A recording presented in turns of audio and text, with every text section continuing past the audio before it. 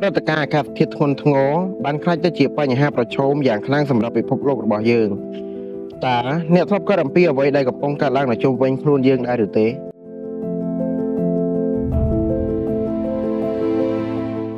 តើលោកអ្នកដឹងទេថាតើអ្វីជាការប្រែប្រួលអាកាសធាតុការប្រែប្រួលអាកាសធាតុគឺជាការប្រែប្រួលរយៈពេលវែងដែលកើតមានតាំងពីអតីតកាលមកម្ល៉េះតែបញ្ហាដែលយើងកំពុងតែប្រឈមឥឡូវនេះវិញនោះគឺ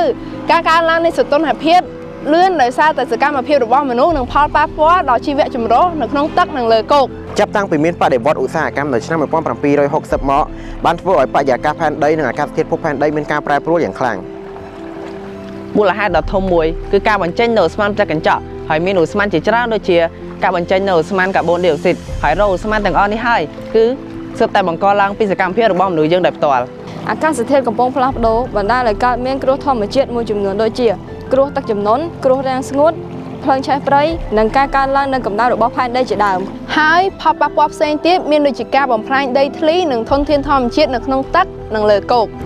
មិនត្រឹមតែប៉ុណ្ណោះការកើនឡើងនៃកម្ដៅអាកាសធាតុក៏អាចធ្វើឲ្យរុក្ខជាតិងាប់ប៉ះពាល់ទៅដល់ផលដំណាំប្រជាកសិករនិងធ្វើឲ្យទិន្នផលកសិកម្មធ្លាក់ចុះនិងធ្វើឲ្យសត្វបាត់បង់ទីជម្រកយើងអាចចូលរួមកាត់បន្ថយការប្រើប្រាស់ឥន្ធនៈផូស៊ីលចូលរួមកាត់បន្ថយការប្រើប្រាស់ប្លាស្ទិកនិងចូលរួមបញ្ឈប់នឹងការកាប់បំផ្លាញព្រៃឈើទាំងអស់ដែលមាននៅក្នុងតំបន់របស់យើងផ្ទាល់ក៏ដូចជាការប្រើប្រាស់ថាមពលបៃតងដែលទទួលបានពីទឹកខ្យល់និងថាមពលពន្លឺព្រះអាទិត្យការទាញយកពន្លឺថាមពលព្រះអាទិត្យដោយការបំលែងដោយសូឡាដោយការប្រើប្រាស់លំហូរទឹកដើម្បីទាញធ្វើជាថាមពលអគ្គិសនីរួមទាំងការប្រើប្រាស់ខ្យល់ដើម្បីបំលែងទៅជាថាមពលអគ្គិសនីផងដែរចំណែកឯការដាំដើមឈើឡើងវិញក៏ជា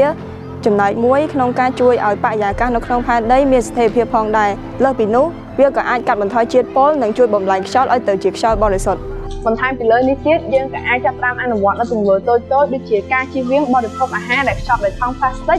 ការប្រើប្រាស់សម្ភារៈដែលអាចកែច្នៃឡើងវិញបាននិងបញ្ឈប់ការចោលសំរាមផ្ដេសផ្ដាសតាមទីសាធារណៈបញ្ហានេះគឺជាបញ្ហាសកលដែលយើងត្រូវតែរួបរวมគ្នាដើម្បីធ្វើការដោះស្រាយចង់ឲ្យពិភពលោកស្អាតសម្រាប់អនាគតចាប់ផ្ដើមពីថ្ងៃនេះពិភពលោកស្ថិតនៅក្នុងដៃរបស់យើងអាចធ្វើឲ្យវាល្អប្រសើរនិងពិភពលោកមួយប្រកបដោយចីរភាព